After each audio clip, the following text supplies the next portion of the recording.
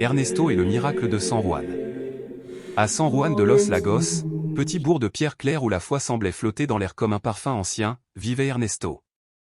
Ses mains étaient marquées par les callosités du travail au champ, ses épaules voûtées par des années passées à dompter la terre aride. Sa vie, simple et répétitive, suivait toujours le même cycle, se lever avant l'aube, marcher dans la rosée encore sombre, cultiver la milpa avec patience, puis rentrer le soir, le visage couvert de poussière, les vêtements tachés de sueur, mais le cœur fidèle à son devoir d'homme et de père. Ce quotidien, pourtant solide comme la pierre, se brisa le jour où Miguel, son fils de 8 ans, commença à s'éteindre sans explication. Miguel, l'enfant toujours en mouvement, qui courait après les poules, éclatait de rire dans la place du village et aidait sa mère à remplir les seaux d'eau au puits, s'affaiblissait de jour en jour. Sa gaieté s'était transformée en fatigue, ses yeux vifs en lueurs éteintes. Un après-midi, recroquevillé sur son petit peutate, il murmura d'une voix brisée. « Papa, j'ai mal à la poitrine, et je n'arrive plus à bien respirer. » Ces mots percèrent Ernesto comme une lame. Peu bavard, mais d'une sensibilité profonde, il sentit son monde s'effondrer. Aussitôt, il courut chercher Carmen, sa femme. Ensemble, ils portèrent l'enfant au centre de santé. Le jeune médecin du village, le front soucieux, les accueillit. Après quelques examens rapides, il déclara avec gravité. « Il faut l'emmener à Guadalajara. Ici, nous n'avons pas les moyens. Son cœur ne fonctionne pas comme il devrait. » Un silence lourd tomba. Pour Ernesto, ce verdict sonnait comme une condamnation, la grande ville signifiait argent, trajet interminable, incertitude, et eux ne survivaient qu'avec ce que la terre voulait bien leur donner. Carmen, retenant ses larmes, serra la main de son mari. Ernesto, les lèvres scellées, hocha la tête, incapable de prononcer un mot. Cette nuit-là, le vent frappait les tuiles et les étoiles parsemaient un ciel trop vaste. Dans le patio, Ernesto s'agenouilla devant la petite image de la Vierge de Guadalupe fixée au mur. Sa voix se brisa en sanglots. « Madrecita, je ne sais pas comment sauver mon fils. Donne-moi la force, parce que seul, je ne peux pas. » Il rentra avec un semblant de paix. Carmen, assise près de Miguel endormi, demanda d'une voix tremblante. « Et maintenant? Que va-t-on faire? » « Tout ce qu'il faudra, » répondit Ernesto, tentant d'afficher une fermeté que son cœur effrayé ne possédait pas. Les jours suivants, la maison fut envahie de voisins. Comme il est d'usage dans les villages, on leur apportait tortillas, haricots, quelques pièces. Doña Petra, la vieille du quartier, posa sa main sur l'épaule d'Ernesto et dit doucement. « Mon fils, quand la science n'y arrive plus, la foi soutient. N'oublie pas. » Mais la foi d'Ernesto vacillait. Chaque toux de Miguel, chaque gémissement nocturne, déchirait son âme. Puis un matin, l'enfant se réveilla brûlant de fièvre, suffocant. Carmen cria. « Ernesto, il se meurt. » Il prit son fils dans ses bras et courut au centre de santé. Le médecin posa un masque d'oxygène, administra des médicaments et dit sèchement. « Plus de délai. S'il n'est pas transféré, sa vie est en danger. » Ernesto sentit le sol disparaître sous ses pieds. Il n'avait pas l'argent, mais il devait le trouver. Un peu plus tard, assis devant l'église, il vit passer des pèlerins chantant des louanges à la Vierge. L'un d'eux s'approcha. « Ernesto, viens avec nous. Allons demander des miracles. » Au début, Ernesto douta. Que pouvait changer des kilomètres de marche quand il avait besoin d'argent? Pourtant, une voix intérieure l'invita à ne pas rester seul. Lorsqu'il raconta l'invitation à Carmen, elle, épuisée, répondit. « Va. Peut-être que la foi ouvrira un chemin. » Le lendemain à l'aube, il rejoignit les pèlerins, pieds nus dans la poussière, cœur en supplication. Tout au long du chemin, il écouta des récits de grâce, une récolte sauvée après une sécheresse, un fils guéri, une vieille femme réconfortée dans sa solitude. Chaque témoignage rallumait une petite flamme dans son obscurité. À l'arrivée au sanctuaire, Ernesto s'effondra à genoux. Les larmes coulaient sur son visage tanné par le soleil. Levant les mains vers l'image de la Vierge, il murmura. « Mère, je ne demande ni richesse ni faveur pour moi. Je t'offre mon fils. Ne me l'enlève pas. » Un orage éclata sur San Juan de los Lagos. Les éclairs illuminaient ses doutes, les grondements résonnaient comme son angoisse. Pourtant, en sortant de la messe, il sentit un poids s'alléger. De retour chez lui, il trouva Miguel Palme serein. Carmen lui demanda. « crois-tu que la Vierge nous a entendus? Je ne sais pas, mais je sens que je ne dois pas me rendre. Dès lors, il travailla jour et nuit. 1000 pas à l'aube, marché l'après-midi, chaque pièce mise de côté. Un voisin, don Ramon, lui remit un enveloppe. Ce n'est pas grand-chose, mais avec la foi, ça se multipliera. Le geste bouleversa Ernesto. Pourtant, l'état de Miguel empirait. Une nuit, l'enfant demanda. « Papa, vais-je mourir ?» Ernesto, la gorge serrée, répondit. « Non, mon fils. La Vierge est avec toi. » Pour financer le voyage, il vendit ses bœufs, héritage paternel. Avec l'argent réuni, ils prirent le bus vers Guadalajara. Miguel respirait difficilement dans ses bras, Carmen priait sans cesse. À l'hôpital public, gris et bondé, le cardiologue confirma. Malformation cardiaque. Une chirurgie urgente est nécessaire. Ernesto blêmit. L'opération coûtait plus qu'il ne pouvait imaginer. Mais il supplia. Docteur, faites tout ce qu'il faut, je trouverai l'argent. Les jours suivants furent une épreuve. Ernesto travaillait sur les chantiers, sous le soleil, gagnant quelques pièces qu'il déposait chaque soir au chevet de son fils. Carmen, épuisée, priait sans relâche. Un soir, Miguel confia à sa mère. « J'ai rêvé d'une dame en bleu qui m'a dit de ne pas avoir peur. Elle sentait les fleurs. » Carmen éclata en larmes. Ernesto resta silencieux, mais au fond de lui, une espérance nouvelle grandissait. Grâce à l'aide de voisins, aux lettres de soutien, et à l'intervention du service social, le fond de l'hôpital accepta de couvrir ce qui manquait. Ernesto, tremblant, annonça à Carmen. « Ils vont l'opérer. » Nous y sommes arrivés. Miguel, avant d'entrer au bloc, sourit faiblement. La dame en bleu me l'a déjà dit. Les portes du bloc se refermèrent. L'attente commença. Dans le couloir stérile, Ernesto et Carmen, enlacés, prièrent en silence, chaque battement de cœur résonnant comme un glas et une promesse à la fois. Carmen, au contraire d'Ernesto, ne bougeait pas. Elle restait immobile sur ce banc glacé du couloir, les mains crispées sur un chapelet, murmurant des prières à voix basse, comme si de son souffle dépendait le destin tout entier. Ses lèvres tremblaient à peine, mais on percevait la force d'une mère qui tentait de retenir le monde par la ferveur de ses mots. Une infirmière sortit en silence, la démarche rapide, et s'approcha d'eux. « La chirurgie sera longue, dit-elle d'une voix professionnelle mais douce. Le docteur demande de la patience. » Carmen voulut sourire, mais ses lèvres ne firent qu'esquisser un tremblement douloureux. Ernesto, lui, acquiesça de la tête, même si, au plus profond de lui, un cri déchirant résonnait. Patience. On lui demandait patience, alors que son cœur hurlait que le temps s'écoulait comme du sable fuyant entre ses doigts. 1 heure passa. Le brouhaha du couloir se transforma pour Ernesto en un bruit lointain, presque irréel. Il se leva brusquement et marcha jusqu'à la chapelle de l'hôpital.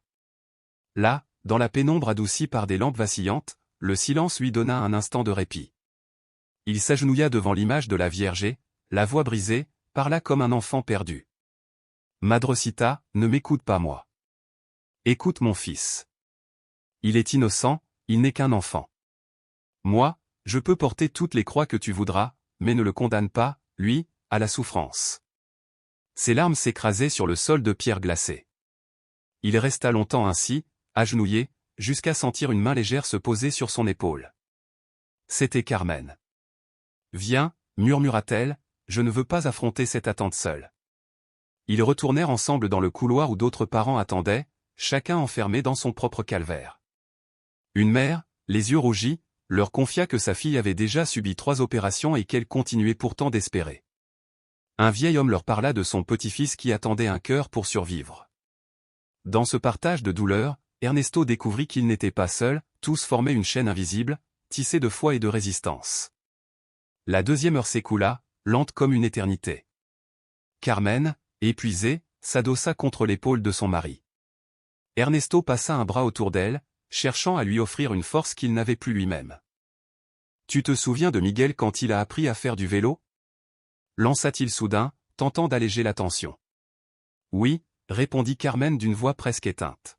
« Il est tombé tant de fois, mais il se relevait toujours. »« Il fera pareil aujourd'hui, » assura Ernesto. « Il se relèvera. » Carmen le regarda, les joues inondées de larmes. J'espère que tu dis vrai. La troisième heure apporta un silence encore plus lourd. Soudain, les portes du bloc opératoire s'ouvrirent et un médecin assistant apparut. Ernesto bondit vers lui. Docteur. Mon fils? L'opération avance, mais le cœur est fragile. Nous faisons tout notre possible. Des mots qui apportèrent un soulagement à moitié. Ernesto regagna sa chaise, serrant ses mains jusqu'à blanchir ses jointures. Alors, il se rappela le scapulaire que la femme au rebozo bleu lui avait remis dans la cathédrale. Il le sortit de sa poche et le serra si fort qu'il en eut mal. Carmen l'aperçut. « Donne-le-moi, dit-elle doucement. Elle le prit, le joignit à son rosaire et ferma les yeux. « Sonora de Guadalupe, murmura-t-elle.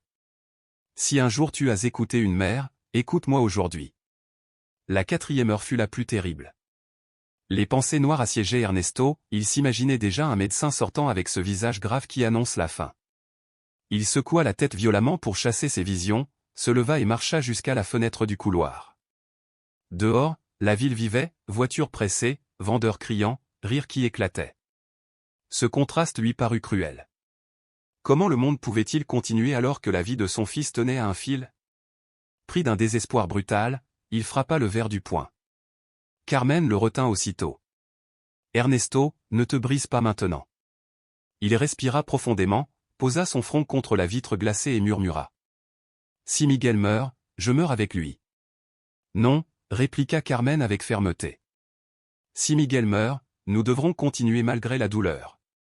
Mais ne parle pas de mort, pas encore. » La cinquième heure apporta un souffle d'espérance. Le même médecin reparut. « L'enfant résiste, » annonça-t-il.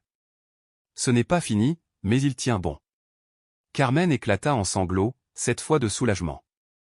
Ernesto tomba à genoux, remerciant en silence. Mais l'attente reprit, interminable. Pour tromper l'angoisse, Ernesto se laissa aller à ses souvenirs d'enfance, ses courses pieds nus entre les sillons du champ, l'odeur de la terre mouillée, les cloches du village appelant à la messe. Il revit son père, homme dur qui répétait, « Un homme ne pleure pas. Un homme résiste. » Pourtant, ce soir-là, Ernesto pleurait comme jamais. Et il comprit que ses larmes ne le rendaient pas moins homme, mais plus humain. Après 8 heures, enfin, les portes s'ouvrirent. Le chirurgien principal sortit, les traits marqués par l'effort. Ernesto se précipita. « Docteur, je vous en supplie. » Le médecin soutint son regard. « L'opération a été difficile, mais réussie. Votre fils est en vie. Il aura besoin de soins intensifs, d'une surveillance constante, et de patience. » Carmen s'effondra dans les bras d'Ernesto, libérant un torrent de larmes. Lui sentit le poids du monde quitter ses épaules. « Merci, docteur, merci », répétait-il sans cesse. On les conduisit en soins intensifs. Miguel gisait là, minuscule parmi les machines et les câbles, le thorax bandé. Carmen s'approcha, caressa doucement sa main fine. « Nous sommes là, mon fils, » chuchota-t-elle. « Tu as combattu comme un guerrier. » Ernesto, lui, observait le moniteur, chaque battement, chaque respiration artificielle. Il se pencha à l'oreille de l'enfant. « Je te l'avais promis, Hijo. Je ne t'abandonnerai jamais. » Une larme roula sur la joue de Miguel, comme une réponse silencieuse. Cette nuit-là, Ernesto retourna à la chapelle. Il alluma une bougie et s'agenouilla. « Madre Santissima, merci de l'avoir gardé. Je sais que le chemin est encore long, mais je mets ma confiance en toi. » En sortant, le vent de la ville fouetta son visage. Mais il ne le trouva plus froid, c'était un souffle de vie nouvelle. Les jours suivants furent décisifs. Les médecins avaient prévenu, toute complication pouvait être fatale. Carmen et Ernesto vivaient suspendus à chaque variation du moniteur. Carmen priait sans relâche, parfois s'endormant le front posé sur le lit, la main toujours serrée autour de celle de son fils. Ernesto, lui, travaillait quelques heures dehors pour rapporter de quoi manger, puis revenait le soir, exténué mais déterminé. Un matin, Miguel ouvrit enfin les yeux et murmura d'une voix à peine audible. « Papa. »« Je suis là, Hijo, » répondit Ernesto en s'inclinant. « Dors, tout va bien. » Ce mot suffit à ranimer leur espérance. Mais les jours suivants furent une épreuve, fièvre, arythmie, crise, médecin courant dans la chambre. Chaque instant oscillait entre la vie et la mort.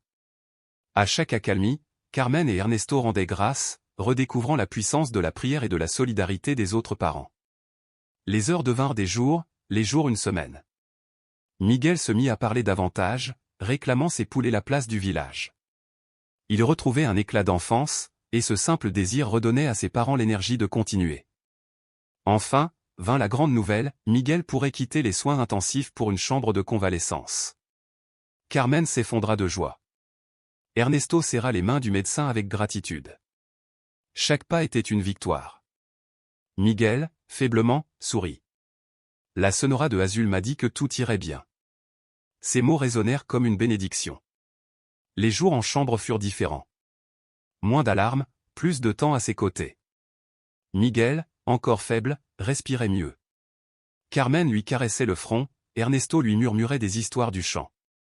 Leur nuit restait longue, mais habitée par une lumière nouvelle. Un soir, alors que Miguel dormait paisiblement, Ernesto regarda le ciel depuis la cour de l'hôpital. Entre les lumières de la ville, il distingua quelques étoiles. Elles suffisaient à lui rappeler son village et la simplicité de la vie d'avant. Il ferma les yeux. Merci, Virgencita. Ne détourne pas ton regard de nous. Enfin, le médecin annonça, si tout restait stable, Miguel rentrerait chez lui sous 3 jours. L'émotion fut immense. Carmen pleura, Ernesto faillit tomber à genoux. Le jour venu, Miguel fut installé dans un fauteuil roulant. En franchissant la grande porte de l'hôpital, Ernesto leva les yeux vers le ciel. Un soleil éclatant inondait la ville. Merci, Virgen Santissima, souffla-t-il. Merci de nous rendre notre fils. Le voyage de retour fut long, mais différent de celui de l'aller. Là où régnait peur et angoisse, il y avait désormais gratitude et espérance. Miguel regardait par la fenêtre, les yeux brillants comme s'il découvrait le monde pour la première fois. Papa, maman, quand on arrive, je veux voir les poules. Bien sûr, mon amour, répondit Carmen en lui caressant la main. À l'arrivée au village, les habitants les attendaient. La nouvelle de la survie de Miguel s'était répandue. Cris, larmes, prières, une foule entière les accueillait. Doña Petra, la doyenne, fut la première à s'approcher. Béni soit Dieu. Regardez-moi ce petit guerrier. Une charrette décorée de fleurs les conduisit chez eux. Devant la maison, une croix faite de branches et de rubans les attendait. Ernesto prit son fils dans ses bras et franchit le seuil. Bienvenue à la maison, Hijo. Les jours suivants, la vie reprit son cours, mais tout avait changé. Miguel devait suivre des soins stricts, mais chaque sourire, chaque geste était une victoire. Ernesto retourna au champ, Carmen veillait sans relâche, et le village entier se mobilisa, tortillas, haricots, bouillon, fruits arrivaient chaque jour. Leur pauvreté demeurait, mais elle n'avait plus le même poids, ils possédaient le trésor le plus précieux, la vie de leur enfant. Et dans le silence des nuits, quand Ernesto levait les yeux vers les étoiles, il savait qu'il n'était pas seul. Qu'une lumière bleue, invisible mais bien réelle, les accompagnait toujours. Dans le village de San Juan de los Lagos, où les cloches de l'église rythmaient la vie quotidienne et où la foi semblait respirer à travers chaque pierre, la famille d'Ernesto et Carmen avait vu son univers basculer avec la maladie de leur fils Miguel. L'enfant, autrefois vif et rieur, avait dû affronter des épreuves que ni son âge ni son corps frêle n'auraient dû connaître. Pourtant, au milieu de la douleur et de la peur, une lueur persistait, celle d'un miracle discret, mêlé d'espérance et de solidarité. Doña Petra, voisine au cœur généreux, venait souvent frapper à leur porte, les bras chargés de plantes médicinales. Elle jurait que ces infusions rendraient force et chaleur aux petits. Les camarades de Miguel, les enfants du quartier, s'approchaient timidement de la fenêtre de sa chambre. « Alors, Miguel, tu peux venir jouer ?» demandait-il, leur voix pleine d'impatience enfantine. Miguel souriait faiblement, et répondait. « Pas encore, mais bientôt. » Ce « bientôt » était un fil d'espérance auquel il s'accrochait avec tout son cœur. Un soir, alors que le soleil se couchait derrière les montagnes et que le ciel s'embrasait de rouge et d'or, Ernesto s'assit dans le patio, aux côtés de Carmen. La fatigue creusait son visage, et l'ombre de l'inquiétude s'y lisait clairement. « Je ne sais pas comment nous allons payer les prochaines consultations à Guadalajara, murmura-t-il, la gorge serrée. Le médecin a dit qu'il faut y retourner chaque mois. Carmen posa doucement sa main sur la sienne. Son regard, calme et ferme, avait la clarté des âmes habitées par la foi. Dieu pourvoira, Ernesto. Comme il nous a ouvert un chemin jusque-là, il le fera encore. Ernesto hocha la tête, incapable de répondre. La foi inébranlable de son épouse était une ancre dans la tempête, mais les soucis matériels, eux, pesaient comme des pierres. Quelques jours plus tard, le père Julian, curé du village, franchit le seuil de leur maison. Dans ses mains, il portait une bénédiction spéciale pour Miguel. Le prêtre posa doucement ses paumes sur la tête de l'enfant et dit : « Mon fils, ta vie est déjà un témoignage de foi. N'oublie jamais que Dieu t'a offert une nouvelle chance. » Miguel leva ses yeux brillants vers lui et demanda d'une voix hésitante : « Père, est-ce la Vierge qui m'a serré dans ses bras dans mes rêves ?» Le prêtre esquissa un sourire tendre. « Si ton cœur l'a ressenti ainsi, alors oui. Elle ne quitte jamais les enfants ni les parents qui souffrent. » Ces mots, simples et profonds, confirmèrent ce qu'Ernesto portait au fond de lui, sans oser l'avouer, cette mystérieuse dame vêtue de bleu n'était pas une illusion enfantine, mais une présence véritable. Les semaines passèrent, et Miguel fit ses premiers pas hésitants dans le patio. Chaque mouvement, vacillant mais déterminé, était salué comme un miracle. Les voisins applaudissaient lorsqu'ils le voyaient avancer. Ses amis, accrochés à la grille, criaient : « Allez, Miguel. Bientôt tu courras comme avant. » Ernesto suivait chaque geste avec fierté, mais aussi avec une vigilance inquiète. Chaque nuit, lorsque la maison plongeait dans le silence, il se levait pour vérifier la respiration de son fils. Parfois, il restait assis près du lit, les mains jointes, rendant grâce à Dieu pour ce souffle fragile qui emplissait la chambre. La vie reprenait son cours, mais non sans épreuve. Les médicaments coûtaient cher, les trajets jusqu'à Guadalajara exigeaient transport et logement. Ernesto acceptait tous les travaux disponibles, porter des sacs de maïs, nettoyer des étables, aider sur des chantiers. Son corps finit par céder. Un après-midi, il s'effondra dans la milpa, épuisé. Don Ramon, un vieil ami, le trouva étendu et l'aida à se relever. « Tu ne peux pas continuer ainsi, Ernesto. Tu vas tomber malade à ton tour. »« Je n'ai pas le choix, » répliqua-t-il. « Miguel a besoin de tout. Le village est avec toi. Laisse-nous vous aider davantage. » Peu après, sur la place, les voisins organisèrent une collecte. Guitare, chants, plats partagés, l'élan de solidarité remplit l'air de chaleur. Des pièces et des billets s'amassèrent pour la famille. Ernesto, les larmes aux yeux, prit la parole. « Ce que vous faites pour nous n'a pas de prix. Que Dieu et la Vierge vous bénissent tous. » Miguel applaudissait depuis son banc, joyeux, même s'il ne comprenait pas toute la portée de ce geste. Il ressentait surtout l'amour de son peuple. Chaque consultation à Guadalajara apportait de nouvelles nouvelles. Les médecins confirmaient que son cœur répondait bien. Miguel avait désormais un avenir, certes fragile, mais possible.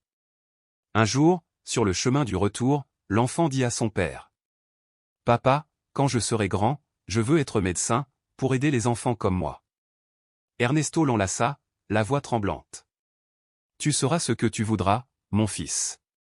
L'essentiel, c'est que tu vives. » Carmen, en entendant ces mots, ne put retenir ses larmes. Peu à peu, Miguel retourna à l'école. Son premier jour fut un événement pour tout le village. Vêtu d'un uniforme neuf offert par les voisins, il avançait lentement mais avec une joie éclatante. À l'entrée, la maîtresse Rosario l'accueillit d'une étreinte. « Bienvenue, Miguel. Tu nous as tant manqué. » Ses camarades l'entourèrent, posant 1000 questions. Miguel répondit avec simplicité. « Je vais mieux. Et je veux apprendre beaucoup. » Il raconta même ses rêves à propos de la dame en bleu. Les enfants l'écoutaient bouche bée, comme devant un conte merveilleux. Pour Ernesto et Carmen, le voir franchir le seuil de l'école était un cadeau inimaginable quelques mois plus tôt. Mais les difficultés ne disparaissaient pas. Les dépenses restaient lourdes, et Ernesto travaillait jusqu'à l'épuisement. Carmen, de son côté, cousait pour les voisines afin d'ajouter quelques pesos. Lorsqu'un soir, en comptant les pièces pour le prochain voyage, Ernesto soupira. « Ça ne suffit jamais. » Carmen répondit d'une voix ferme. « N'avons-nous pas déjà vu des miracles ? Fais confiance. » Encore une fois, la communauté vint à leur secours. Une kermesse fut organisée, avec musique, jeux et plats traditionnels. À la fin, Ernesto prit le micro. « Je ne pourrai jamais rendre tout ce que vous avez fait. Mais je promets de protéger mon fils de toute ma force. Un jour, lui aussi rendra ce qu'il a reçu. Les applaudissements résonnèrent longtemps. Miguel, assis au premier rang, rayonnait de fierté. Les mois s'écoulèrent. Miguel retrouvait peu à peu ses forces. Il lisait, aidait sa mère, et jouait calmement avec ses camarades. Mais il souffrait parfois du regard des autres enfants. « Ils disent que je suis faible, papa », confia-t-il un jour. Ernesto le regarda avec tendresse. « Faible ? Non, mon fils. Tu es fort, car tu as survécu à ce que beaucoup n'auraient pas supporté. La vraie force, c'est de se relever après être tombé. » Ces mots restèrent gravés dans le cœur de l'enfant. Chaque dimanche, le père Julien parlait de Miguel comme d'un témoignage vivant. Un jour, il invita l'enfant à s'adresser à la communauté. Miguel, la voix timide mais claire, dit « Merci de m'avoir aidé quand j'étais malade. Je sais que la Vierge m'a pris dans ses bras et m'a dit de ne pas avoir peur. Et je n'ai pas eu peur. » Un silence ému envahit l'église. Beaucoup pleurèrent. À mesure que le temps passait, Miguel devenait non seulement l'enfant miraculé, mais aussi une source d'inspiration. Il organisait des collectes pour les plus pauvres, animait des jeux adaptés pour ses camarades, aidait au catéchisme. Les gens venaient des villages voisins pour entendre son témoignage. Humble, il répétait toujours « Je ne fais pas de miracle. C'est la Vierge qui agit. » Le père Julien le disait souvent. La foi des enfants nous rappelle que l'amour de Dieu est vivant. Les années passèrent, et Miguel devint adolescent. Son corps restait fragile, mais son esprit brillait d'une force tranquille. Partout, on le connaissait comme « l'enfant du miracle ». Il parlait lors de rencontres de jeunes, et ses mots simples touchaient les cœurs. Si un jour vous avez peur, souvenez-vous, vous n'êtes jamais seul. Dieu et la Vierge écoutent toujours. Je suis la preuve de cela. Ernesto, en l'écoutant, revoyait chaque nuit d'angoisse, chaque sacrifice. Carmen, fidèle à sa prière, voyait en son fils un miracle quotidien. Un an après la grande opération, le village organisa une fête en son honneur. La place se couvrit de fleurs, de chants et de lumière. Miguel, le cœur battant, prit la parole. « Je ne sais pas pourquoi Dieu m'a laissé vivre. Peut-être parce qu'il me reste une mission. Mais je sais une chose, je ne veux pas garder ce cadeau pour moi seul. Je veux aider, je veux aimer, et je veux me souvenir que la foi est toujours plus forte que la peur. » La foule éclata en applaudissements. Ernesto et Carmen s'étreignirent, des larmes de gratitude coulant sur leurs joues. La vie continua, avec ses défis et ses joies. Les médicaments restaient chers, mais désormais, chaque épreuve avait un sens. La mémoire de l'étreinte invisible de la Vierge les soutenait. Le village aussi avait changé. Plus uni, plus solidaire, il s'était transformé grâce à la fragilité et à la foi d'un enfant. Un soir, sous le ciel étoilé, Ernesto alluma une bougie devant l'image de la Vierge et murmura. « Sonora de Guadalupe, je n'ai plus peur de l'avenir. Tant que nous gardons confiance en toi, il y aura toujours de l'espérance. » Carmen lui prit la main, Miguel sourit entre eux. Dans le silence du campo, une paix profonde s'installa. Il n'y avait ni richesse ni luxe dans cette maison, mais quelque chose de bien plus grand, une foi qui avait transformé la douleur en témoignage, une communauté qui avait découvert la puissance de la solidarité, et une famille qui, grâce à l'étreinte maternelle de la Vierge Marie, avait appris à vivre, à croire, et à rêver encore. Et dans chaque pas de Miguel, dans chaque rire retrouvé, brillait la preuve que le miracle le plus grand n'était pas seulement la survie, mais la force de l'amour partagé.